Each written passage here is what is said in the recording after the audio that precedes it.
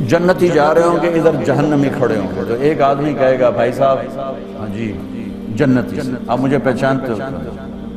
کہا وہ ایک دن آپ کو وضو کی ضرورت پڑی تو آپ کے پاس پانی نہیں تھا، میں نے آپ کو وضو کرایا تھا، تو میری سفارش کرتے ہو؟ وہ کہے گا یا اللہ اس نے مجھے اپنی ایک نیکی یاد دلائی ہے، میرا جی نہیں چاہتا کہ میں چلا جاؤں یہ جہنم میں جائے، تو اللہ تعالیٰ فرمائیں گے چل اس کو لے چل۔ اویس کرنی کا نام آپ نے سنا؟ ٹھیک، ان کے بارے میں اللہ کے نبی نے فرمایا حضرت عمر سے، اویس عمر تیرے دور میں ایک شخص آئے گا مدینے سے، اس کا نام ہوگا اویس بن عامر، قبیلہ ہوگا مراد، اور اس کی شاخ ہوگی قرن، جس کو ہم کہتے ہیں اویس کرنی، اس کی شاخ ہوگی قرن، رنگ کا ہوگا کالا، قد ہوگا درمیانہ، اور ایک سفید نشان اس کے جسم پر ہوگا۔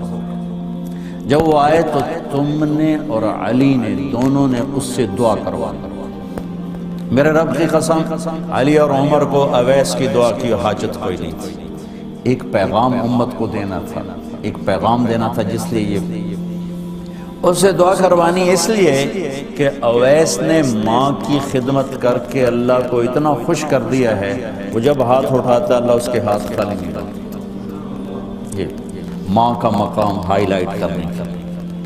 عمر رضی اللہ عنہ کا دور آیا، ہر سال حج کرتے، اویس اویس اویس نہیں ملا، ایک سال سارے حاجی لائن حاضر کر دی، کھڑے ہو جاؤ، بھائی سب بیٹھ جاؤ، یمن والے کھڑے رہو، بہت سارے لوگ کھڑے رہو، سارے بیٹھ جاؤ، مراد والے کھڑے رہو، تھوڑے سے رہ گئے، سارے بیٹھ جاؤ، قرن والے کھڑے رہو، تو ایک آدمی بچا، صرف ایک۔ تو آپ نے فرمایا تو قرنی ہے؟ کہ جی۔ اویس کو جانتے ہو؟ میرا سگا بھتیجا، بھائی کا بیٹا، لیکن وہ تو تھوڑا سا ہلا ہوا ہے، پاگل سا ہے، آپ کیوں پوچھ رہے ہیں؟ حضرت عمر رونے لگے، کہا وہ نہیں تو پاگل ہے، ادھر ہے، حج پہ آیا؟ کہ جی آیا ہے، کدھر ہے؟ کہا جی وہ چلے گئے اونٹ چرانے نکل گیا عرفات کی طرف، تو آپ نے حضرت علی کو ساتھ لیا اور عرفات کی دوڑ لگا دی، وہاں دیکھا تو اویس درخت کے نیچے نماز پڑھ رہے تھے، یہ دونوں جا کے بیٹھ گئے، انہوں نے محسوس کیا دو آدمی ہیں، تو انہوں نے نماز چھوٹی کر کے سلام کیا۔ حضرت عمر نے پوچھا کون ہو میرے دوست؟ کہا جی مزدور ہوں۔ کہا تیرا نام کیا ہے؟ کہا جی اللہ کا بندہ۔ حضرت عمر نے کہا بھئی سارے اللہ کے بندے ہیں، تیری ماں نے تیرا نام کیا رکھا ہے؟ یہ تو ان دونوں کو جانتے ہی نہیں تھے، پہلی دفعہ آئے تھے۔ کہنے لگا آپ کو پوچھنے کی کیا ضرورت پڑ گئی؟ تو حضرت علی نے کہا کہ میرے دوست یہ امیر المومنین ہیں عمر بن خطاب، اور میں ہوں علی بن ابی طالب۔ پھر ویسے ہل گئے، کہنے لگے جی میں تو معافی چاہتا ہوں، میں تو آپ کو پہچانتا ہی نہیں۔ تو آپ نے کہا تو اویس ہے؟ کہا جی میں اویس۔ کہا تو ہاتھ اٹھا ہمارے لیے دعا۔ وہ رونے لگے کہ جی میں آپ کے لیے دعا، میں تو آپ کے قدموں کی خاک بھی نہیں، اور ہے بھی نہیں۔ ساری دنیا کے اولیاء ابدال ولی ایک صحابی کے بعد جس نے نبی کو آنکھوں سے دیکھا اس کو کوئی نہیں پکڑ سکتا، اس کے برابر کو نہیں آ سکتا، اور پھر عمر جیسی ہستی اور علی جیسی ہستی، آپ نے حضرت علی کا ہاتھ پکڑا اور یہاں سینے سے لگا کر کہا علی تجھے خوشخبری ہو، جنت میں تیرا گھر میرے گھر کے سامنے ہوگا۔ اور آپ مسجد میں انٹر ہوئے تو آپ کے ادھر ابو بکر تھے اور ادھر عمر تھے، تو آپ نے یوں دونوں کے ہاتھ پکڑ لیے ایسے، اور سامنے صحابہ تھے، کہا مجھے دیکھ رہے ہو؟ کہ جی دیکھ رہے ہیں۔ تو آپ نے کہا قیامت کے دن میں اس طرح اٹھوں گا کہ میرے دائیں طرف ابو بکر ہوگا اور بائیں میرے عمر ہوگا، اور ہم ایسے تینوں اکٹھے قیامت کے دن اٹھائے جائیں گے۔ اور آپ نے کہا حج والے دن 9 تاریخ کو آپ نے کہا اس وقت میرا اللہ تمام صحابہ پہ فخر کر رہا ہے اور عمر پہ خاص طور پہ فخر کر رہا ہے، میرے بعد کوئی نبی ہوتا تو عمر ہوتا۔ اتنے بڑی ہستیوں کو کیا ضرورت ہے اویس کی دعا کی؟ ماں کا مقام بتانے کے لیے یہ ساری بات آپ نے فرمائی، دعا کروانی ہے کہ اس نے ماں کی خدمت کر کے وہ کر دیا ہے کہ جب ہاتھ اٹھاتا ہے، یہ مقام جہاد سے نہیں ملا، تبلیغ سے نہیں ملا، ذکر سے نہیں ملا، تہجد سے نہیں ملا، تلاوت سے نہیں ملا، حج سے نہیں ملا، عمرے سے نہیں ملا، خرچ سے نہیں ملا، خیرات سے نہیں ملا، سخاوت سے نہیں ملا، جان دینے سے نہیں ملا، یہ ماں کی خدمت سے مقام ملا کہ عمر اور علی جیسوں کو کہا جا رہا ہے دعا کروانا اس سے، اور وہ رو رہے ہیں جی میں توڑا نوکر، میں میری مجال میں توڑے واسطے کہا بھائی اللہ کے نبی نے فرمایا تھا، اللہ کے نبی نے فرمایا تھا کہ دعا کروانی، تو دعا کروائی، ان دونوں نے حضرت اویس سے دعا کروائی۔ حضرت عمر نے فرمایا میرے پاس رہو گے؟ کہ نہیں میں آپ کے پاس نہیں رہوں گا۔ کہاں رہو گے؟ کہا میں کوفے رہوں گا۔ تو آپ نے فرمایا کوفے کے گورنر کو خط لکھ دوں؟ تو کہا جی نہیں میں تو عام لوگوں میں رہوں گا، خط نہیں لکھنے۔ اگلے سال حج پہ لوگ آئے تو آپ نے ایک وہاں کے سردار سے پوچھا اب کوئی اویس کی خیر خبر؟ کہا جی بہت برے حال ہے۔ ارے وہ بہت بڑے آدمی ہیں، اللہ کے نبی نے ہم سے کہا تھا کہ ان سے دعا کروانی ہے، جا کے ان سے دعا کروانا۔ یہ حاجی جب واپس پہنچے تو اویس کو ڈھونڈتے ڈھونڈتے دیکھا تو دریائے فرات کے کنارے نفل پڑ رہے، جا کر بیٹھ گئے۔ اویس بھائی ہمارے لیے دعا کرو۔ لیکن تم حج سے آئے ہو، تم کرو کہ میں کروں؟ کہ یا تو کر۔ کہنے لگے کہیں عمر سے تو ملاقات نہیں ہوئی؟ کہیں میرا پتہ تو نہیں چل گیا؟ ہاں جی عمر سے ملاقات ہوئی۔ تو ان کے لیے دعا کی اور اپنا بوریا بستر اٹھایا اور کوفہ چھوڑ کے بصرے چلے گئے کہ اب میری یہاں مشہوری ہو جائے گی شہرت سے بچنے کے لیے۔ اب ایک اور حدیث سنا، میرے نبی نے فرمایا کہ جب لوگ جنت میں جا رہے ہوں گے، اویس بھی جا رہا ہوگا، دروازے کے قریب اللہ فرمائیں گے باقی سب کو جانے دو، اویس کو روک لو۔ تو وہ اویس پریشان ہو جائیں گے کہ بوئے تھے آتے کیوں رکاوٹ بن گئی، دروازے پہ آگے کیا رکاوٹ ہو گئی؟ تو کہیں گے یا اللہ آپ نے مجھے کیوں روکا ہے؟ تو اللہ تعالیٰ فرمائیں گے پیچھے دیکھو۔ پیچھے دیکھیں گے تو جہنم کے لوگ کھڑے ہوں گے، مجرم۔ کہیں گے اویس تو نے مجھے خوش کیا ماں کی خدمت کر۔ کیا کہا؟ ماں کی خدمت کر کے۔ تو اللہ فرمائیں گے اویس تو نے مجھے بہت خوش کیا ماں کی خدمت۔ دیکھیے جہنم کے لوگ کھڑے ہیں، تو انگلی کا اشارہ کرتا جا، اللہ جدھر جدھر تیری انگلی کا اشارہ ہوگا ادھر ادھر لوگوں کو جہنم سے نکال کے جنت میں ڈال۔ آج میں تیری طفیل لاکھوں آدمیوں کو جنت میں پہنچاؤں گا۔ عدد ربیہ و مدر، لاکھوں کا لفظ نہیں آتا، ربیہ و مدر عرب کے دو قبیلے اپنی تعداد میں سب سے زیادہ تھے۔ تو اللہ تعالیٰ کہیں گے اویس آج تیری طفیل جتنا ربیہ اور مدر دو بڑے قبیلوں کے لوگ ہیں اتنے مجرم آج تیری طفیل جنت میں ڈال۔ سبحان اللہ۔ جب میرے رب نے مقام بخشا کہ عمر اور علی سے کہا جا رہا ہے دعا کروانا، اور جنت کے دروازے پر کھڑا کر کے فرمایا جا رہا ہے پیچھے نظر دوڑا، دیکھ جتنے جہنم کے لوگ کھڑے ہیں، اشارہ کر تیرے طفیل آج ربیہ اور مضر کی تعداد کے برابر لوگوں کو جنت میں ڈال۔ ایک اور واقعہ بھی سنا، آپ نے فرمایا میں آج رات جنت میں گیا۔ ایک تو معراج ہے جو جاگتے ہوئے ہے، خواب میں تو بہت دفعہ ہوا، آج رات میں جنت میں گیا، میں نے آواز سنی قرآن کی تلاوت۔ میں نے پوچھا یہ کون تلاوت کر رہا ہے؟ ان کا جی یہ حارثہ بن نعمان ہے۔ تو آپ نے کہا حارثہ بن نعمان وہ تو مدینے بیٹھا ہے۔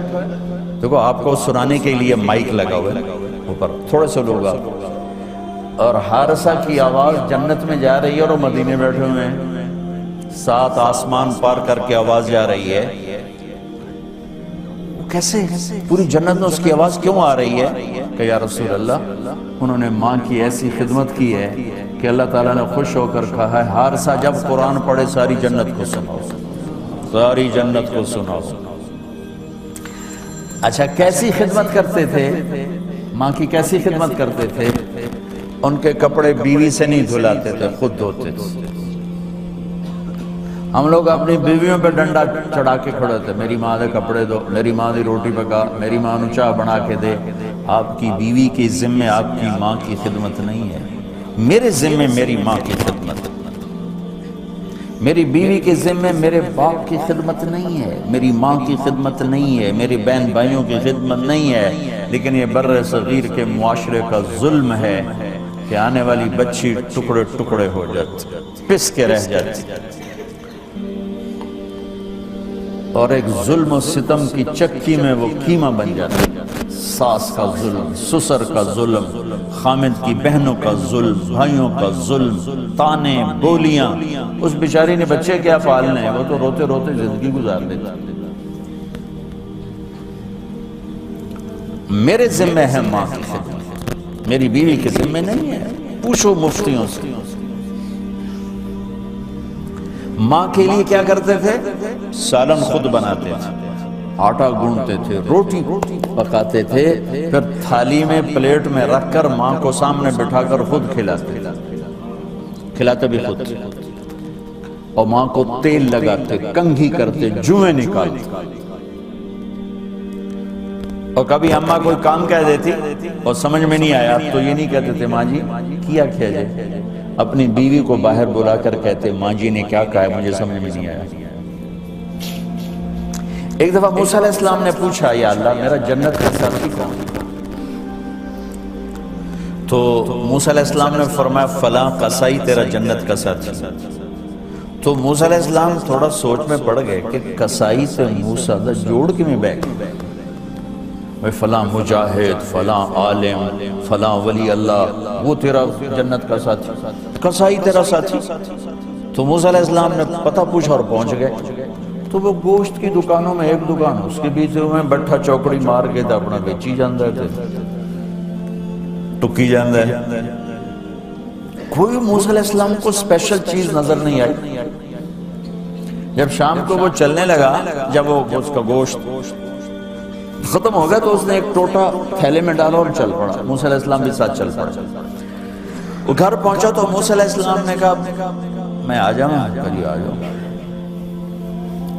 اس نے وہاں جا کے کیا کیا، بوٹیاں بنا کے ہانڈی چڑھا دی، پھر آٹا نکال کے گوندھا، اس کو نرم ہونے رکھا، سالن تیار کیا، پھر روٹی تیار کیا، ٹرے میں رکھا۔ ایک عورت اس طرح پڑی تھی، اس کو جا کے ہلایا، ماں جی آنکھ کھولی، ایک ہاتھ سے اٹھایا سہارا دیا، دوسرے ہاتھ سے نوالے بنا کے کھلاتا رہا۔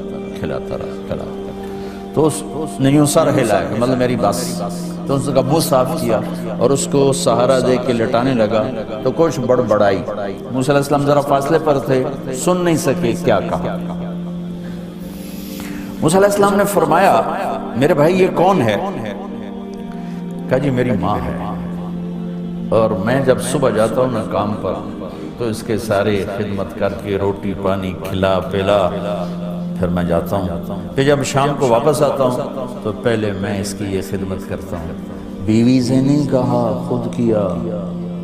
ہم اپنی بیویوں کو کتنا ذلیل کرتے ہیں، اور 99% جو ساس ہے وہ نیگیٹو ہے اور ظالم ہے۔ 99% ساس نیگیٹو ہے اور ظالم ہے، اور ہمارے بچوں کو ہوش نہیں کہ میری ماں ہے، میری ماں ہے۔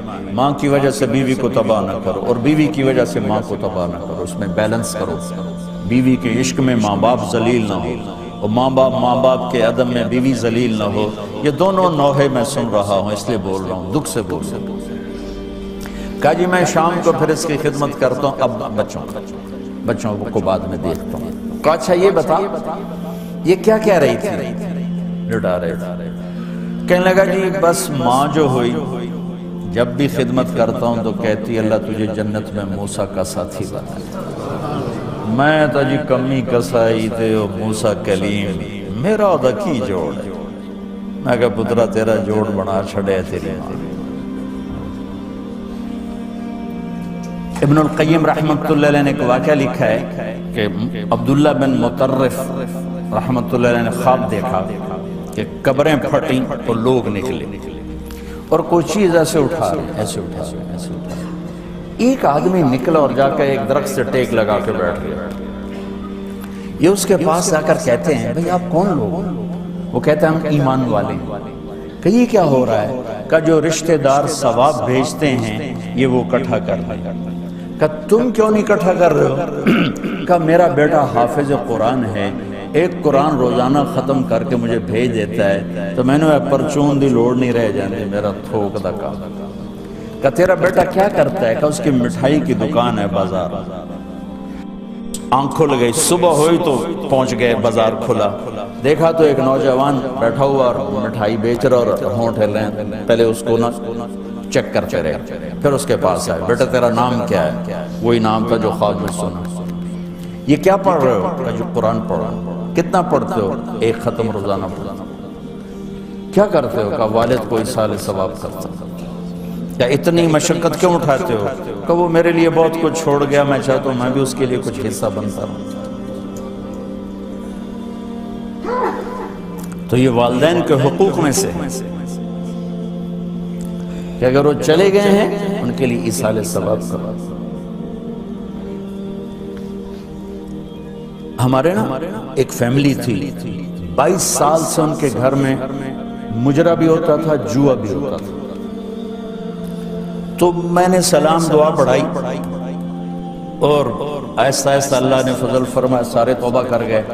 تو کہنے کہ ہمیں حج پہ لے چلو، میں حج پہ لے گیا۔ یہ 92 کی بات ہے۔ تو میں منا میں سویا ہوا تھا، تو میں نے ان کے باپ کو میں نے خواب میں دیکھا، تاکہ میرے بیٹوں کو کہہ دیں کہ تمہاری نیکیاں مجھے پہنچنا شروع ہو۔ یہ میں نے دیکھا کہ میرے بچوں کو بتا دیں کہ تمہاری نیکیاں مجھے پہنچنا شروع ہو۔